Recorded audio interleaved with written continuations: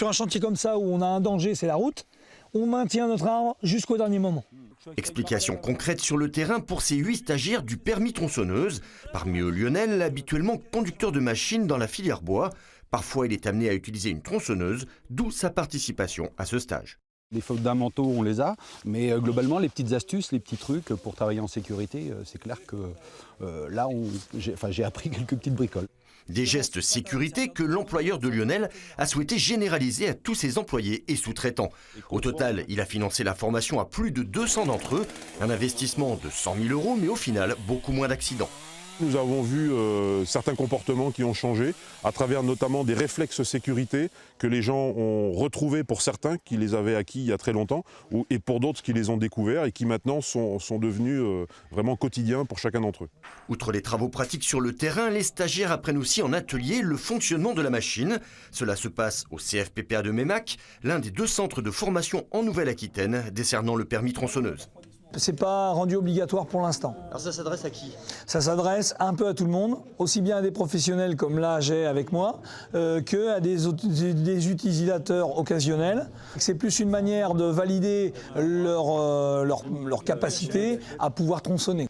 Tronçonner, c'est dangereux, il faut déjà bien s'équiper avec des équipements de sécurité. C'est ce que va nous expliquer David, qui est formateur pour le permis tronçonneuse au CFPPA. Bonjour David, alors ça, ce sont les équipements indispensables pour tronçonner. Des chaussures de sécurité, un casque, une protection pour les yeux et les oreilles, et surtout... L'essentiel de l'essentiel, c'est le pantalon de sécurité. Pourquoi l'essentiel? Parce qu'on a énormément de coupures sur la jambe, surtout sur la jambe gauche, et donc ça c'est vraiment essentiel, même si les autres sécurités, il ne faut pas les négliger. Démonstration. Et regardez un petit peu. En effet, ouais. Donc là, expliquez-nous qu'est-ce qui s'est passé. Eh bien en fait, le pantalon, les fibres sont sorties. C'est les fibres qui sont en toute longueur et c'est venu bloquer la machine. Et donc ça sauve la jambe, c'est-à-dire on... Tout à fait, oui. Si on y regarde, on n'est pas passé à travers et les fibres ont fait leur travail, on n'a pas coupé la jambe.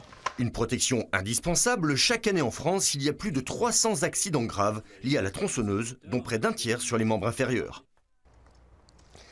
C'est bon, maintenant je suis équipé pour pouvoir tronçonner en toute sécurité.